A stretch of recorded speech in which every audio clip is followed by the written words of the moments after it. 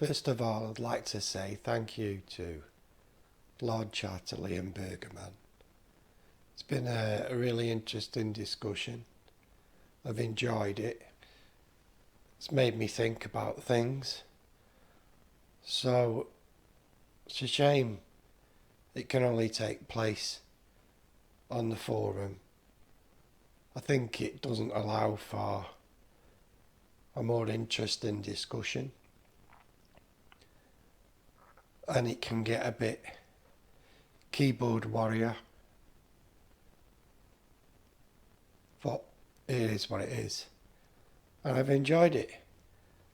And one issue which I think is particularly interesting. I'm pretty normal in this kind of conversation. The way people get so hung up on language and can misinterpret what each other is saying. I found this in, doesn't matter who you talk to in the world, they all have the little dog whistles that make them go up in the air. These little phrases that are just like a red rag to a bull. And the one for one of the ones for Lord Chatterley is society. I mean, capitalist society, feudal society. It seems such a commonplace phrase, and yet it invokes a response from Lord Chatterley, which is, society doesn't exist, and if it did, I would hunt it down and kill it. Now, I'm sure that's a quote from somebody, but he seems quite passionate about this idea that society doesn't exist. And for a unabashed capitalist, that's par for the course. Margaret Thatcher was renowned for saying there's no such thing as society, which from my perspective, and I know this is going to be inflammatory, but it's indicative of a cult that believes such a fantastic idea that there's no such thing as society when to the rest of humanity it so obviously exists all around us. And it can't be really shocking that the capitalists end up with this cult of the individual. They end up saying things like, only an entrepreneur creates wealth. Solely. No one else in the history of the human race has created wealth besides entrepreneurs. And this is the extent of religious fervour with which people expound these ideas of capitalism being the one true, the one and only true course for mankind. The one and only true course for mankind.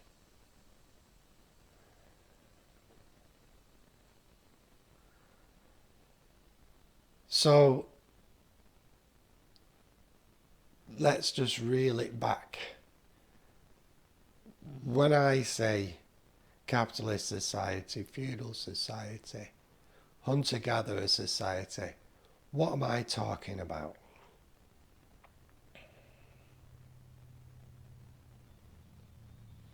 It seems to me at the most basic level, human beings are a pack animal. Like all pack animals, we need pack unity. We need pack unity for unity of action, behaving as a pack rather than as individuals. the cult of the individual in capitalist, bourgeois philosophy and doctrine, a religious doctrine. The individual is the prime concern. Robinson Crusoe, the great literary work, is indicative of this cult of the individual. And it is the cult that this is why Robinson Crusoe was written at the time it was. It was part of the political indoctrination of the masses of people into the ideas of capitalism. So in Robinson Crusoe, the individual is the prime source of everything, and he can produce all his own wants individually. Could go into a big debate about Robinson Crusoe, but let's reel it back. So, society, if we go back to the pack animal, needing unity in order to act as a group, then we can go right back to the hunter-gatherer societies. And in there, they are societies, because in there you have religious ideas reflecting their natural environment, which is there is a God for this and a God for that, God for the tree, God for the water, demons, all these ideas, explanations, scientific inverted commas, scientific explanations of the environment they live in.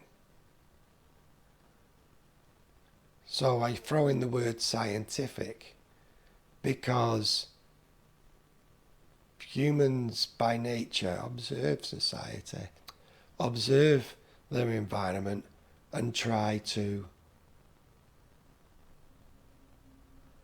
explain it.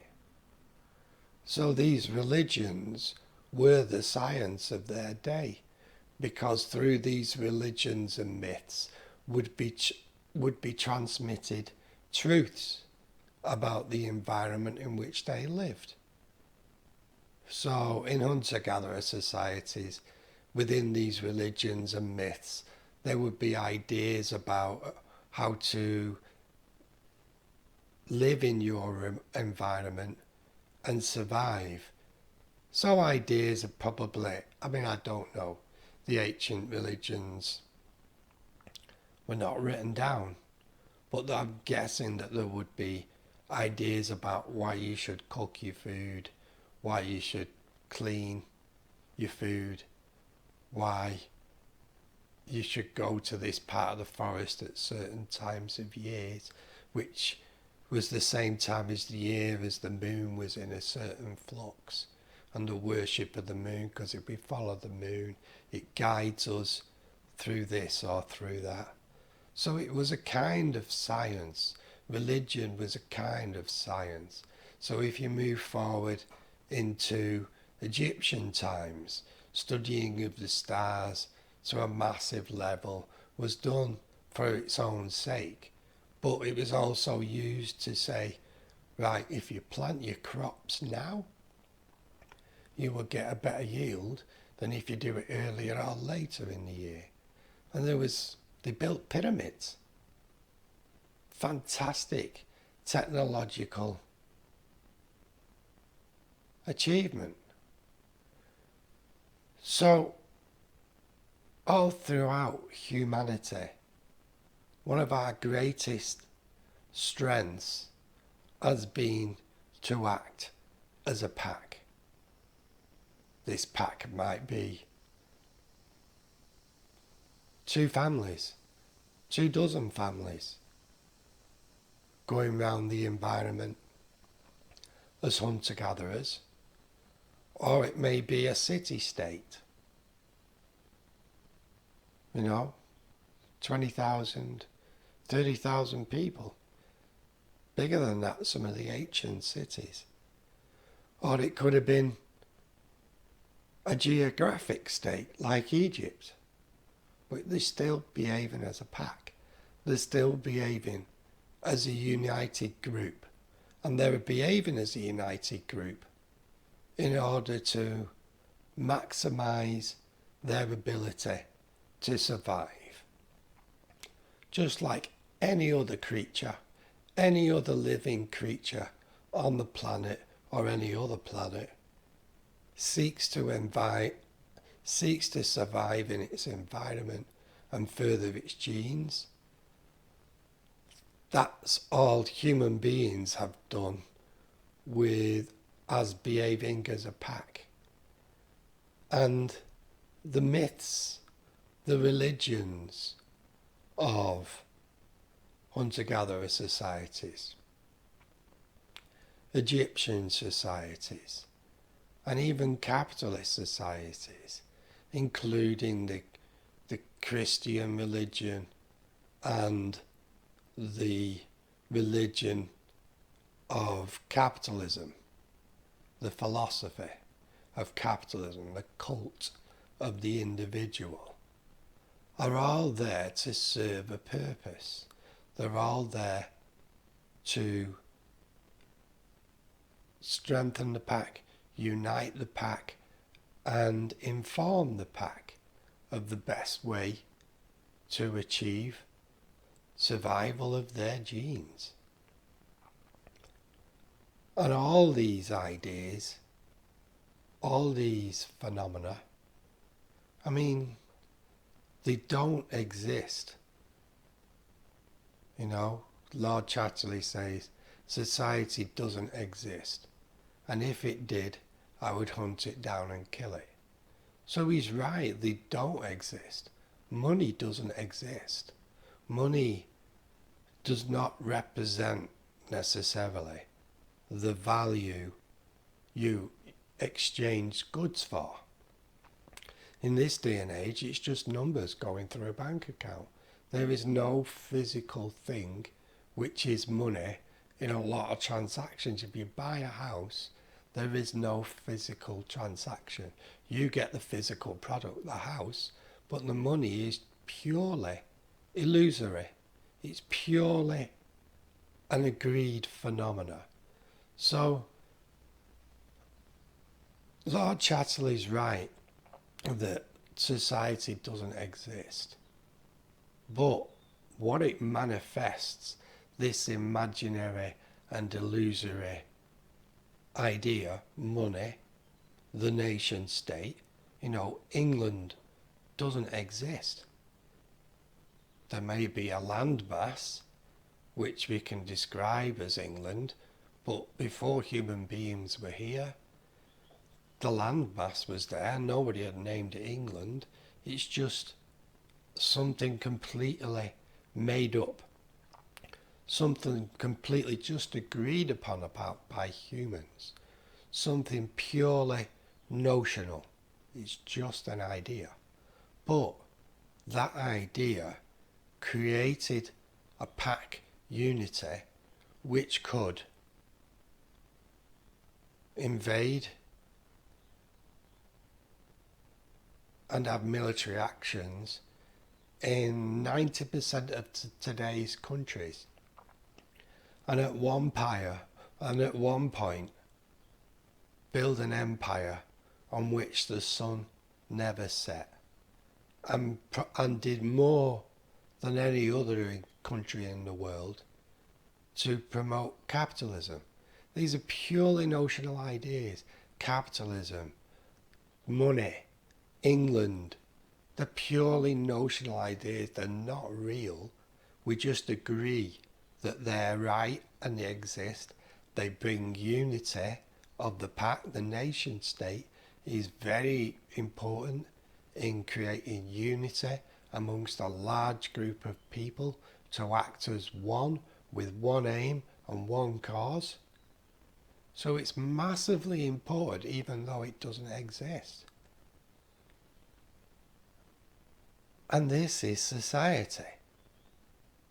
All these ideas. I mean, Marxists have referred to them as the superstructure. I mean, you can call it society, but you think about human beings, they wouldn't have come down from the trees. We would still be living in the trees today if we hadn't created all these illusions, all these ideas that bring pack unity, that bring pack strength, that bring pack acting as one. If we hadn't created all these ideas, if we hadn't created this superstructure, if we hadn't created this society, human beings would still be in the trees. So this is what society is. And I really don't understand, Lord Chatterley, how you can just not comprehend this fact.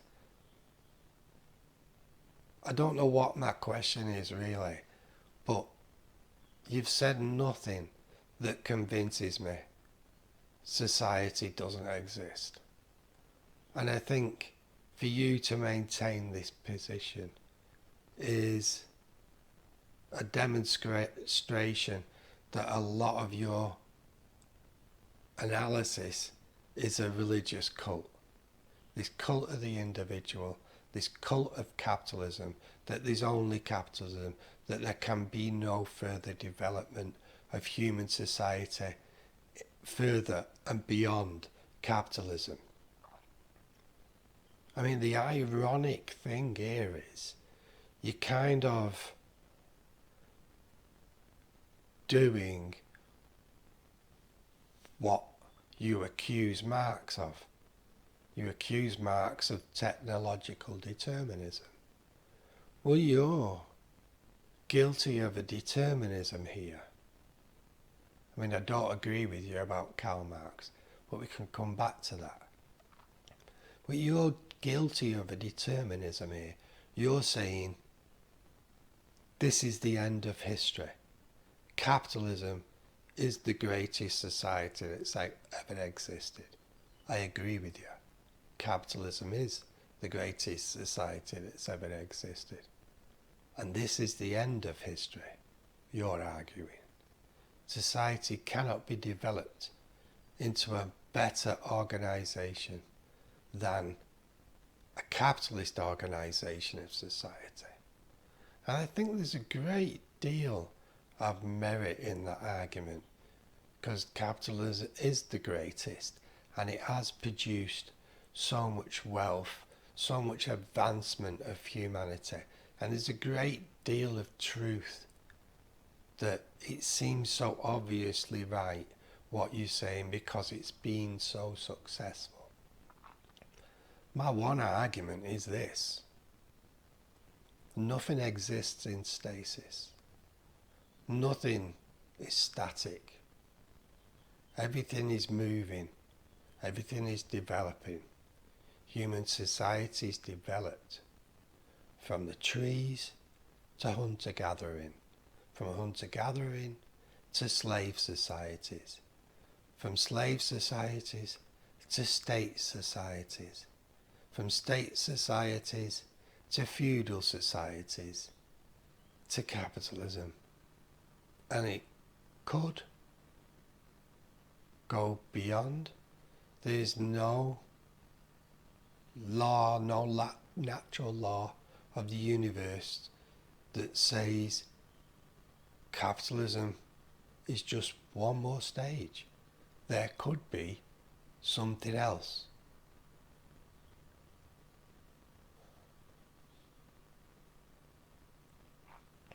So I'd be interested in a response to that.